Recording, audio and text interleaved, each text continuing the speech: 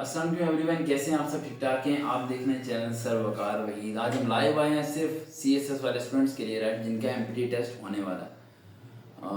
कोशिश कीजिएगा ज़रा करीब ही रहें ताकि ना आवाज़ क्लियर रहे माइक के बगैर, ठीक है? चेयर आगे कर लें, चेयर आगे कर लें, कॉल वीडियो चल रहा है। तो आज हम डिस्कस करेंगे एमपीटी के बारे में, कि कल कंडक्ट होने वाला, राइट। और ये स्टूडेंट्स ये वीडियो आज लाइव जब आया हूँ, राइट, सिर्फ एमपीटी वालों के लिए आया हूँ, राइट, जिनका टेस्ट कल होने वाला है। और अर्जेंटली मुझे आना पड़ा, ना नोटिस लगाया ना फेसबुक अपलोड किया, तो किसी को नहीं पता मैं लाइव हूँ, सिवाय चंद सीएसएस वाले स्टूडेंट्स के लिए। तो ये रिकॉर्डिंग हम लोग कर रहे हैं, राइट, और इस रिकॉर्डिंग को हम लोग अपलोड करेंगे रिसेंटली। जैसे ये रिकॉर्ड हो जाएगा तो हम इसे अपलोड भी कर देंगे, राइट, ताकि आप लोग इससे फ़ायदा उठा सकें और टेस्ट की तैयारी करके आप पास हो सकें। सबसे पहला पॉइंट ज़हन में रखिएगा, एमपीटी टेस्ट के बारे में मैंने ऑलरेडी एक ग्रुप बनाया हुआ है, सीएसएस फ्री प्रिपरेशन सर वकार वहीद के नाम से। व्हाट्सअप चैनल पे जाकर सर्च करेंगे आपको मिल जाएगा। तो वहाँ पर व्हाट्सअप चैनल पे, फेसबुक पे तो है ही नहीं, राइट, तो वहीं पे जाकर आपको मिलेगा। वहाँ पे जाके आप क्या कर सकते हैं, फॉलो कर सकते हैं, वहाँ पर सारी अपडेट है। पहला सवाल ये, काफ़ी ज़्यादा बच्चों के दिन में ये सवाल था कि सर जी मुझे ज़रा कंफर्म कीजिएगा कि जो बच्चे अभी एमपीटी टेस्ट दे रहे हैं और हमारा तो एमपीटी टेस्ट जो है वो अगले साल होना है, तो क्या हम लोग ये तैयारी करें या ना करें? ये तैयारी आप लोगों को करनी चाहिए, ये आपको प्रिपरेशन करनी चाहिए साथ साथ, ताकि आप लोगों की रिवीजन हो सके। नेक्स्ट ईयर जो सीएसएस वाले होंगे उनकी भी रिवीजन हो जाएगी और आपकी भी रिवीजन साथ साथ चलती रहेगी। जो न्यू स्टूडेंट्स हैं जिन्होंने 2025 में जाके एमपीटी देना है, 2026 में जाके सीएसएस को देना है, वो इस तैयारी को फिर भी नोटिस में ध्यान में रखें, इसका फायदा ही है, नुकसान नहीं होता। सबसे पहला पॉइंट की ये क्वेश्चन है कि क्या कैलकुलेटर अलाउ है या नहीं। सबसे पहला पॉइंट की कैलकुलेटर अलाउ नहीं है, एमपीटी टेस्ट के अंदर कैलकुलेटर अलाउ नहीं है।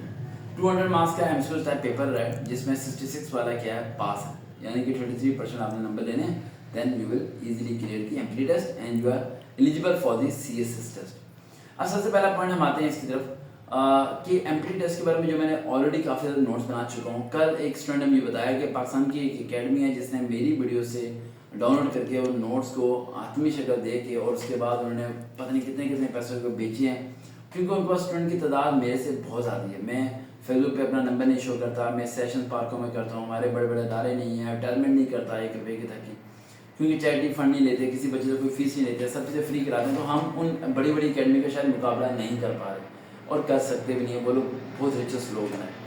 तो मैंने क्या किया, उन लोगों ने इश्तिहारात लगाए, बैनर लगाए, और कल भी एक लड़के ने बताया कि वो जो नोट्स 80,000 रुपये टेस्ट की तैयारी की किसी अकेडमी को उन्होंने दिए, उन्होंने जो नोट्स दिए, कह रहा सर लव ब लव सारी आपकी वीडियो के कॉपी पेस्ट हैं।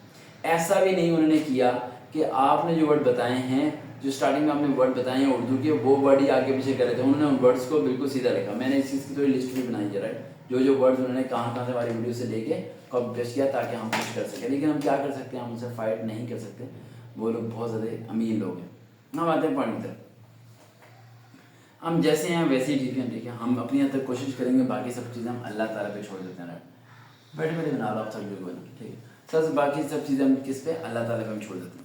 सबसे पहला पॉइंट, एमपीटी टेस्ट जो कल होने वाला है, उसके लिए इस्लामियात, इंग्लिश, मैथ, इन सब की मैंने ऑलरेडी वीडियोस बना चुका हूँ। ये वीडियो काफ़ी ज़्यादा लेंथी होने वाली है, ज़रा हिम्मत करके फोकस कीजिएगा। 20 to 25 मिनट्स की चलेगी, देन हम इसे वाइंड अप कर लेंगे। पहला पॉइंट, कैलकुलेटर अलाउ है या नहीं, कैलकुलेटर अलाउ नहीं है। दूसरा पॉइंट, क्या आप क्या कोई ट्रिक बताएंगे एमपीटी टेस्ट में? नहीं बेटा, कोई ट्रिक नहीं होगा, मेहनत के अलावा कोई और काम नहीं होगा। पॉइंट नंबर 3, क्या सर एमपीटी टेस्ट जो है उसमें पासिंग नंबर लेने से हमारा सीएसएस में हो जाएगा, या हम ज़्यादा नंबर लें, जैसे 66 नंबर चाहिए 200 में से, तो हम 70-80 ले लेते हैं, तो क्या उसका कोई इफेक्ट हमारा पड़ेगा फाइनल इंटरव्यू पे? नहीं बेटा, इसका फाइनल इंटरव्यू पे कोई इफेक्ट नहीं पड़ेगा। ये सिर्फ टेस्ट पास करने के लिए है कि आप पास करके सीएसएस के लिए एलिजिबल हो सकें, डेट्स इट, उसके अलावा इसका कोई और रोल नहीं है। अब इसमें सबसे पहला क्वेश्चन आता है आपका मैथ का। मैथ के जो से क्वेश्चन है, राइट, वो किस तरह के होंगे, किस तरह मैथ के सवालात को हल करेंगे। सबसे पहला पॉइंट आपने ध्यान में रखना है कि अगर आपने क्लास 9th और 10th की बुक्स के अंदर मैथ के अंदर कुछ क्वेश्चन देखे होंगे, find the value of the x and the sum of the difference between 6 6 whatever, कुछ भी इस तरह होता है, डिफरेंस के बारे में, सम के बारे में, उस तरह के क्वेश्चन होते हैं जिसमें लेट करते हैं एक्स और then second value x plus 1 या एक्स प्लस 2 लेके हम उसे सपोज करके 2 वैल्यूज निकालते हैं। उस तरह के क्वेश्चन की आप क्या करें, प्रैक्टिस, जो कि क्लास 10th की मैथ में I think so exercise number 2.8 में है, 2.8 के क्वेश्चन मिल जाएंगे आपको वहाँ पर, है। इसी तरह छोटे बच्चों की क्लासेस में भी हम वो कर लें। दूसरा पॉइंट, हम आते हैं सीरीज वाले क्वेश्चन की तरफ। पानी की बोतल यहाँ रख दो। सीरीज वाले क्वेश्चन जो आते हैं, तो सीरीज वाले क्वेश्चन किस तरह के, अब सीरीज वाले क्वेश्चन आपने कहाँ से करने हैं, सीरीज वाले क्वेश्चन जो है राइट, वो आपने ये ध्यान रखना है कि सीरीज वाले जो क्वेश्चन होंगे वो आपने, हम लोग आर्मी एयर नेवी का टेस्ट देते हैं, ठीक है, आर्मी एयर नेवी का टेस्ट देते हैं हम लोग, तो एक मिनट लेबर नहीं लगा सकते हैं, ठीक है, लेबर नहीं लगा सकते हैं, पीछे तो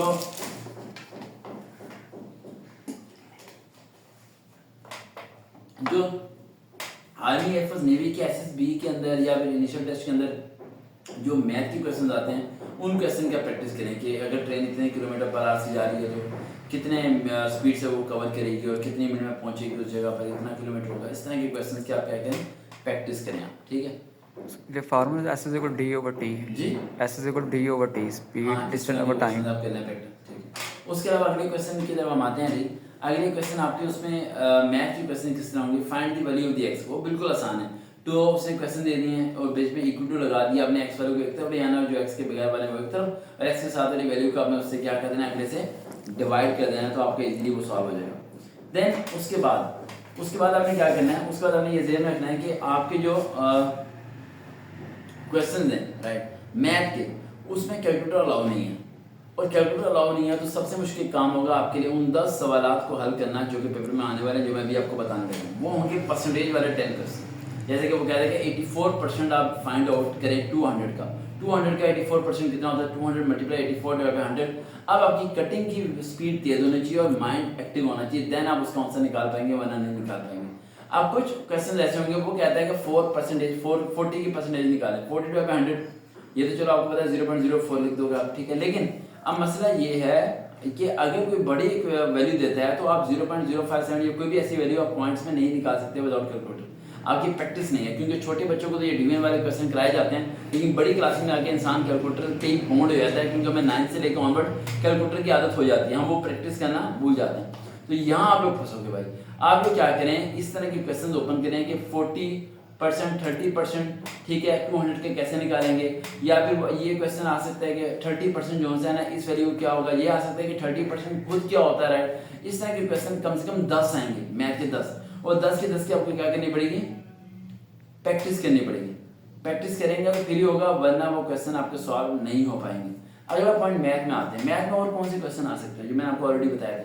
सेंटीमीटर मीटर में कन्वर्ट कैसे करेंगे, मीटर को सेंटीमीटर में कैसे करेंगे, किलोग्राम वगैरह ये सब चीजें आपको आनी चाहिए, ठीक है। उसके अलावा आपके और कौन से क्वेश्चन होंगे, उसके अलावा आपके क्वेश्चन आएंगे उसके अलावा आपके मैथ में क्वेश्चन सीरीज वाले ये हो सकते हैं। हाँ, एक और आपके क्वेश्चन आएंगे मिसिंग द नंबर, जैसे कि 2, 3, 5, नेक्स्ट नंबर कौन सा होगा, ठीक है। इस तरह करके मिसिंग नंबर ओड भी हो सकते हैं और इवन भी हो सकते हैं। मिसिंग नंबर की प्रैक्टिस कर लें, परसेंटेज वाले की प्रैक्टिस कर लें, सेंटीमीटर किलोमीटर वाले की प्रैक्टिस कर लें, और find the let the x value वाली डिफरेंस सम वगैरह की प्रैक्टिस कर लें। आपके कम से कम भी 20 से 25 एमसीक्यू सॉल्व हो जाएंगे, क्योंकि मैथ का सबसे ज्यादा पोर्शन है 60 एमसीक्यूज आने हैं। कितना है 60 में से 25 तो 30 आपके यहाँ से हो जाएंगे, बाकी रह जाएंगे 30। वो आपको कहने के कंफ्यूज कर सकता है, किस तरह के क्वेश्चन दे सकता है, एलसीएम के दे सकता है, एचसीएफ के दे सकता है, वो ट्रिग्नोमेट्री के दे सकता है, टेंजेंट के दे सकता है, sin थीटा का पूछ सकता है, cos स्क्वायर का पूछ सकता है, इस तरह के वो डिफरेंट क्वेश्चन आपको दे सकता है। लेकिन 30-35 क्वेश्चन भी अगर आप यहाँ से कर लेते हैं तो अंदाजा लगाओ 200 में से 66 आपने पास करने हैं, 30 यहाँ से हो गए, 30 रह गए हैं, और 30 आपने पिछले सारे पार्ट में से करने हैं, हो गया ना पास। हमने इस टेस्ट को अच्छे नंबर लेना बहुत अच्छी बात है, लेकिन अगर कोई अच्छे नंबर नहीं लेना चाहता, जिसको सिर्फ एक दिन है, जो इसमें कैमरे में बैठा है, एक दिन है पढ़ने के लिए, वो एक दिन में भी इस टेस्ट को पास कर सकता है भाई, फेल नहीं होने वाले आप लोग, यकीन से आपको कह रहा हूँ। एक दिन बाद ही वो आंसर शीट उस दिन ही आ जाएगी, कल पेपर देंगे, शाम तक आंसर शीट आपको पास होगी, और शाम को आप लोग एसएमएस करके बताएंगे सर जी मेरे 80 नंबर आए, सर जी मेरे 150 नंबर आए, सर जी मेरे 170 नंबर आए, सर जी मेरे 200 से 200 आ गए। तो ये बात आप लोग शाम को बता दोगे मुझे कि पर पास हो, खुद ब खुद पता चलेगा, रिजल्ट वेट की बात ही नहीं है, कल शाम तक आपको गुड न्यूज भी मिल जाएगी। अब इसी सीएसएस और एमपीटी वाले की डिस्कशन हो रही है, तो एफएन वाले बच्चे जो भी एसएमएस कर रहे हैं वो वेट ही कर रहे हैं, क्योंकि अभी हमारा टॉपिक से उनकी तरफ है, और ये हम विदाउट इन्फॉर्म लाइव आ गए, हमने किसी को बताया नहीं कि हम लाइव आने वाले हैं, फिर भी चंद स्टूडेंट्स आ गए हैं। अच्छा, अब आते हैं अगले पॉइंट की तरफ। ये हो गया आपका दूसरा, कौन सा है जिसमें आपके ज्यादा नंबर आएंगे। दूसरा आपका आता है इस्लामियात।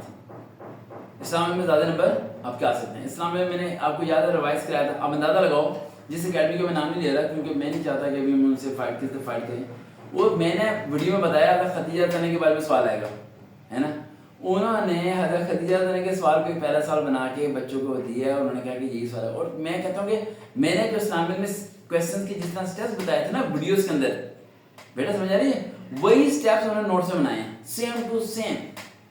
और 80,000 के भेजे हैं कोरस एमपीटी का, 80,000 एक बच्चे से। सोचो कितना बच्चा इनके पास, हज़ारों की तादाद में। अगर 1,000 बच्चा भी लगाएं 1000 मल्टीप्लाई बाई 80,000 तो 8 करोड़, कितना 8 करोड़ उन्होंने एक हफ्ते में कमा लिया होगा।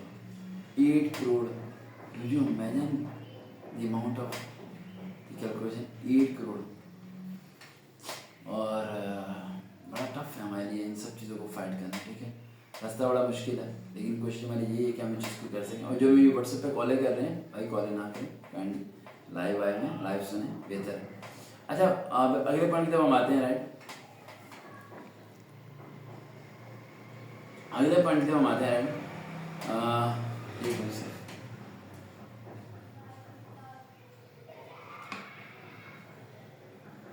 ठीक है, अगले पॉइंट की बातें इस्लाम में पहले मैंने बताया था खदीजा तना, हज़रत आयशा तना, हज़रत फातिमा तना, इन सब के बारे में आपने क्या करना है, पढ़ जो फेमस हैं पर्सनैलिटीज, उनके बारे में आपने क्या करना है, पढ़ लेना, ठीक है। उसके बाद वसल्लम की ज़िंदगी में कौन कौन से मराइल का आपने पढ़ना है। मक्के का दौर में क्या था, मदीने के दौर में क्या था। मक्के के दौर में आपने गज़वे के बारे में पढ़ना है, ठीक है, कि सॉरी मक्के के दौर में आपने हिजरत के बारे में पढ़ना है। किसके बारे में पढ़ना है, हिजरत के बारे में। और जब मदीने का दौर होगा तो फिर आपने गज़वे के बारे में पढ़ना है, गज़वा खंदक, गज़वा खैबर, ठीक है।